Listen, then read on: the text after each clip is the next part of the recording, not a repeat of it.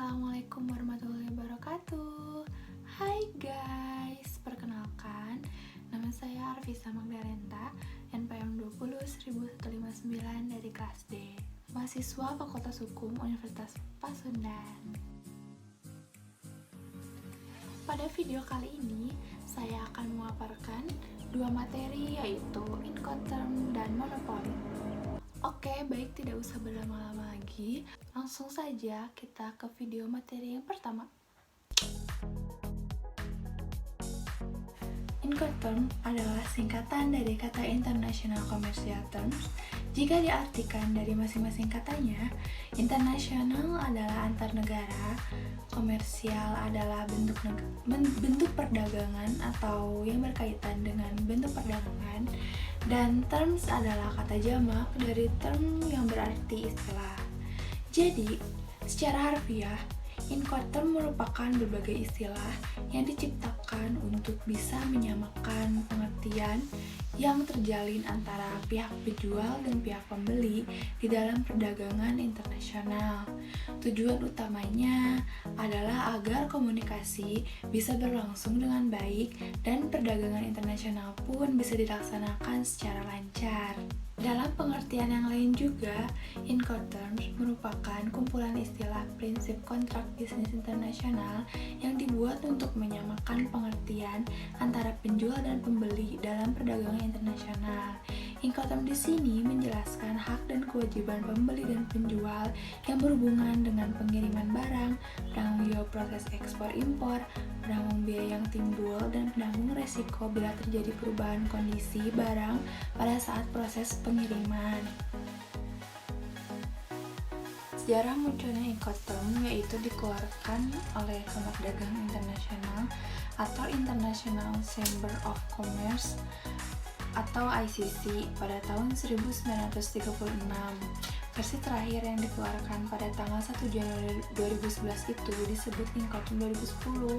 Dalam Incoterm 2010 hanya terdapat 11 istilah Incoterm yang disederhanakan dari 13 Incoterm 2000, yaitu menambahkan 2 istilah baru dan menggantikan 4 istilah lama.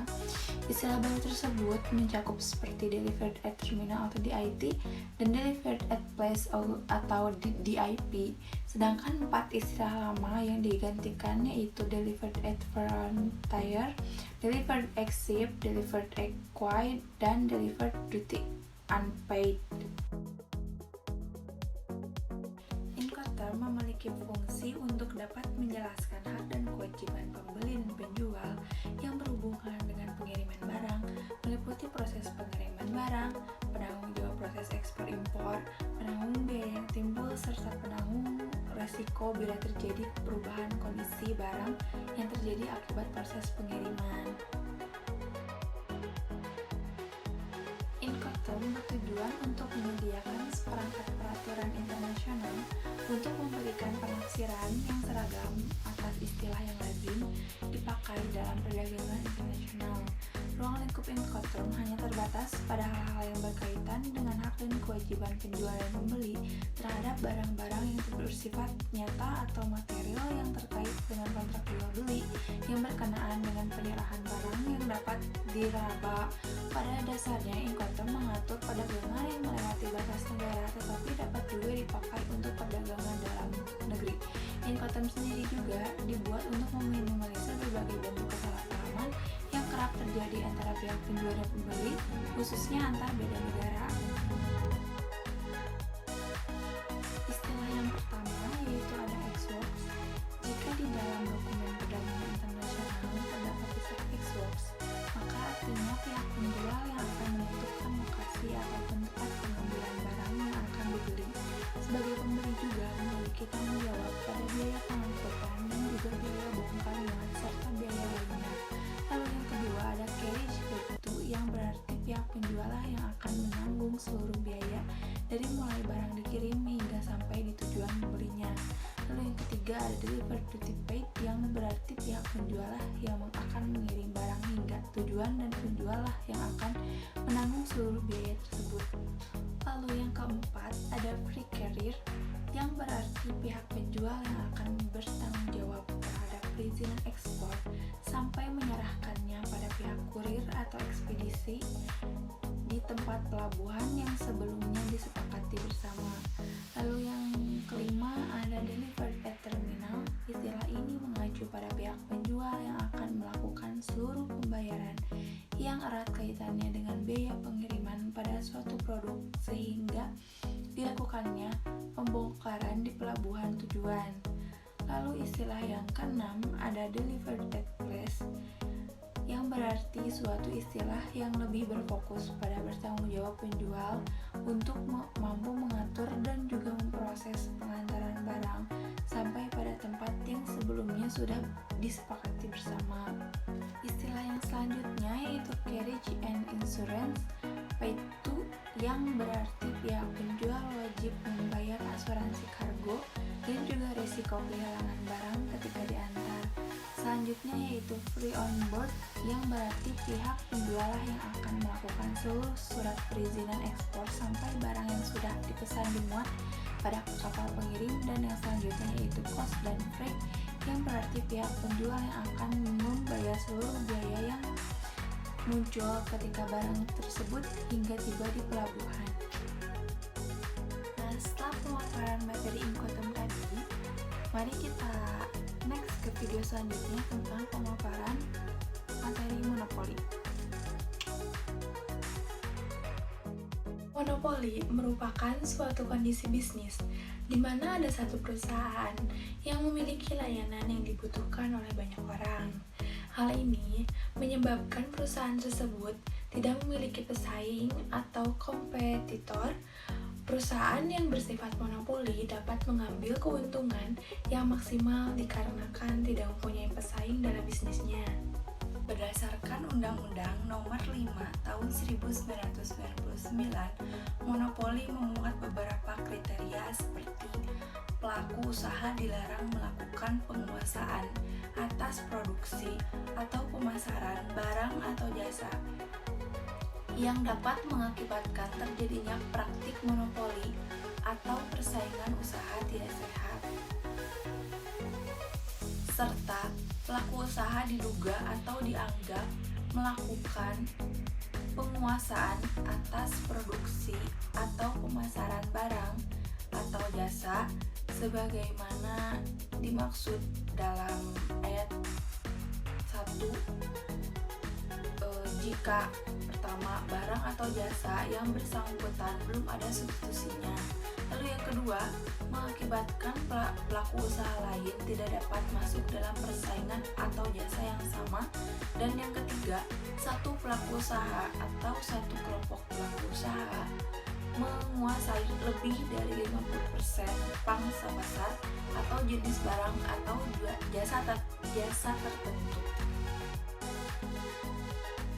Penyebab hadirnya pasar monopoli adalah pemusatan kekuatan ekonomi pada satu pelaku usaha atau penjual. Dengan demikian, produksi suatu komoditas atau jasa terpaku pada satu pihak saja. Akibatnya, persaingan usaha menjadi tidak sehat dan merugikan kepentingan umum, sebab pelaku pasar monopoli dapat mengontrol harga dan mengendalikan pasar.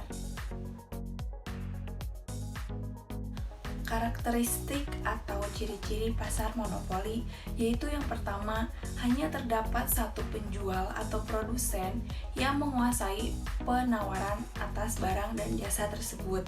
Lalu yang kedua, barang dan jasa yang diniagakan tidak memiliki pengganti lain serta tidak ada barang menyubstitusi fungsi komoditas tersebut. Sebagai contoh, tidak ada barang substitusi bagi listrik, yang ada hanya pengganti yang berbeda sifatnya, seperti gas, baterai, dan lain sebagainya. Lalu ciri yang ketiga, yaitu pasar atau bidang usaha tidak dapat dimasuki oleh pihak usaha lain. Dan yang terakhir, yaitu penentuan harga dikuasai oleh satu perusahaan atau satu pelaku usaha, karena penjual monopoli disebut sebagai penentu harga pasar. Saat ini, nyaris tidak ada perusahaan yang 100% bersifat monopoli. Bagaimanapun juga, pemerintah berusaha mencegah praktik monopoli berdasarkan Undang-Undang Nomor 5 tahun 1984 tentang perindustrian.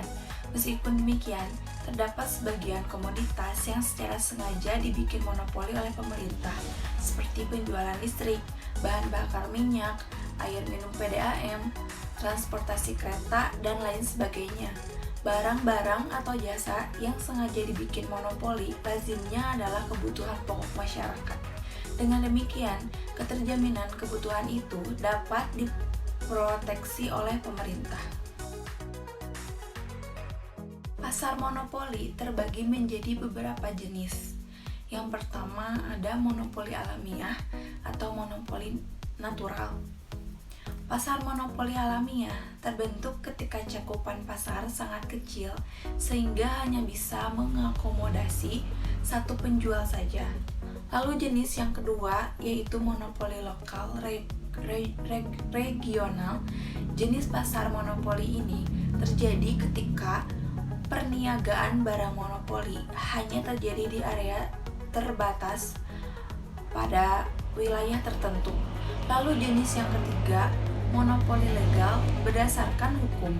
Jenis monopoli ini berarti yaitu perniagaan komoditas atau jasa yang diatur pemerintah hanya boleh dipasarkan satu penjual atau satu perusahaan saja. Contohnya adalah perniagaan BBM oleh PT Pertamina berdasarkan Undang-Undang Nomor 8 Tahun 1971 tentang Perusahaan Pertambangan Minyak dan Gas Bumi Negara dan sebagainya. Lalu jenis monopoli yang terakhir yaitu monopoli karena lisensi. Pasar monopoli jenis ini terbentuk karena salah satu penjual membuat lisensi kepada produknya dengan hak cipta, hak kekayaan intelektual, hak paten, atau lisensi lainnya. Dengan memiliki lisensi ini, maka akan sulit bagi penjual lain yang ingin menjual produk yang serupa. Pasar monopoli memiliki beberapa kelebihan, yaitu penjual tidak perlu melakukan banyak promosi untuk produknya karena hanya produk mereka yang beredar di pasar. Lalu, monopoli yang dilakukan negara dapat melindungi dan menjaga sumber daya penting yang dibutuhkan masyarakat. Lalu, inovasi akan semakin berkembang karena setiap produsen berlomba-lomba dalam hak kekayaan intelektual. Di mana ada kelebihan, di situ pun pasti ada kekurangan. Nah, kekurangan dari pasar monopoli sendiri yaitu produsen akan dengan mudahnya mengubah harga pasar dan mengatur jumlah barang yang tersedia di pasar. Lalu, pembeli tidak memiliki pilihan lain selain produk yang dimiliki penjual tersebut, karena produk hanya dimiliki satu penjual saja. Maka, keuntungan pun menjadi terpusat ke penjual tersebut.